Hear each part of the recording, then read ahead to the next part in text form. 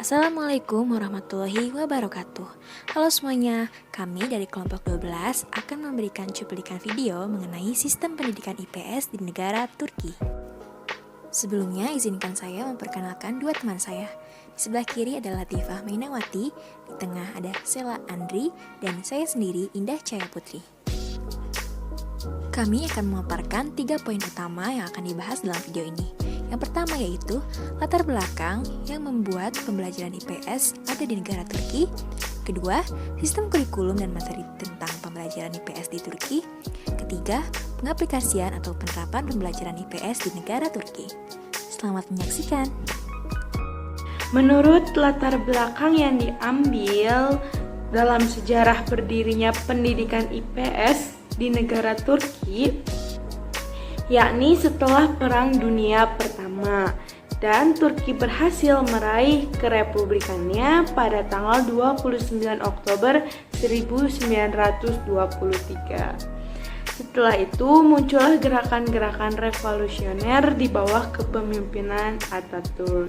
Setelah melakukan berbagai lika-liku revolusioner di negara tersebut dan melakukan beberapa kali modifikasi kurikulum di sana, kurikulum ini dijadikan sebuah pacuan dan cerminan pendidikan sosial dalam kemajuan masyarakat di Turki.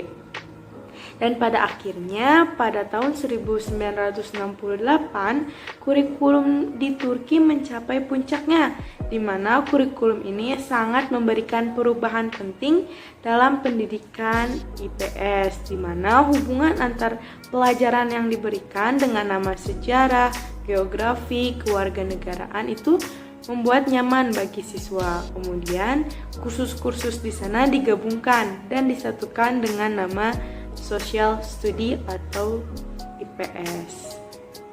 Pertama, pada tahun 2006 yakni adanya program studi sosial terdiri dari 3 jam per minggu untuk kelas 4, 5, dan 6 SD, di mana pendidikan di tingkat dasar ini kurikulumnya memiliki karakteristik bahwa siswa harus aktif dan partisipatif dalam berdemokrasi.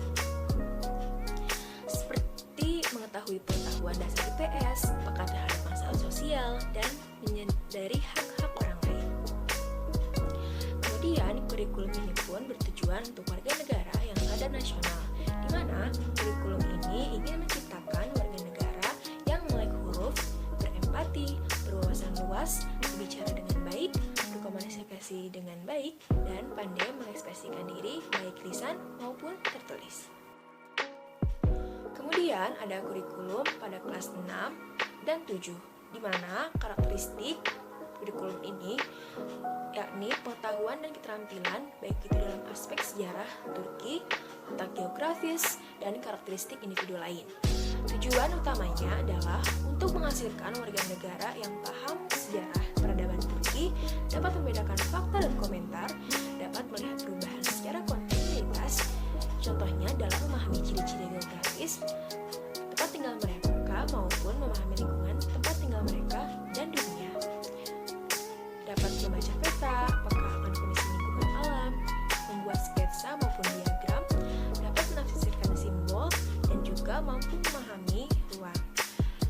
Dan dalam aspek mengenali karakteristik individu siswa, dapat mampu membuat keputusan yang baik, menyadari bakat yang dimiliki setiap individu tersebut, bertukar ide, dan melakukan pembaruan ide yang kreatif dan inovatif.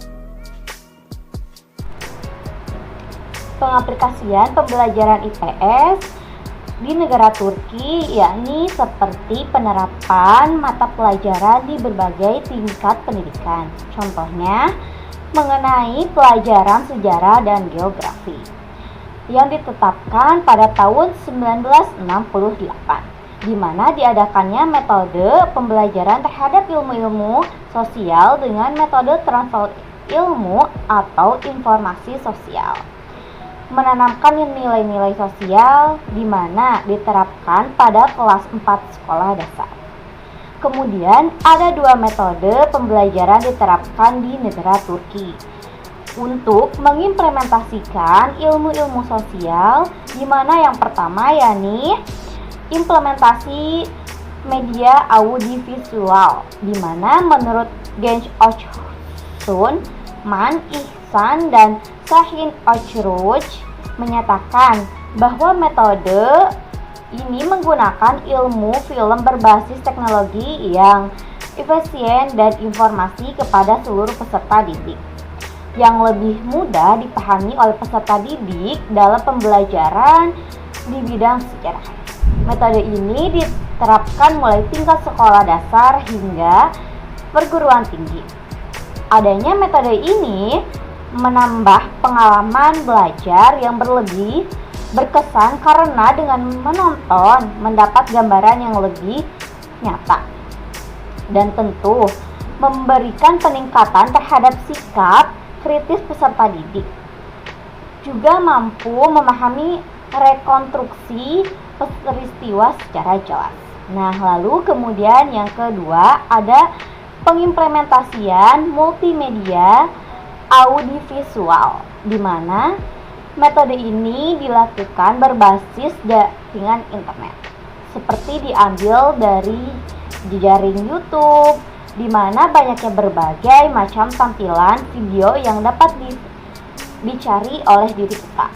Kemudian ada software audiovisual secara CD-ROM, video, dan sound slide. Adanya metode ini membuat peserta didik berperan aktif melalui perkembangan teknologi global dan mampu berperan aktif dan peka akan perkembangan teknologi yang memudah pembelajaran sosial. Peserta didik pun akan perkembangkan teknologi yang memudahkan pembelajaran sosial.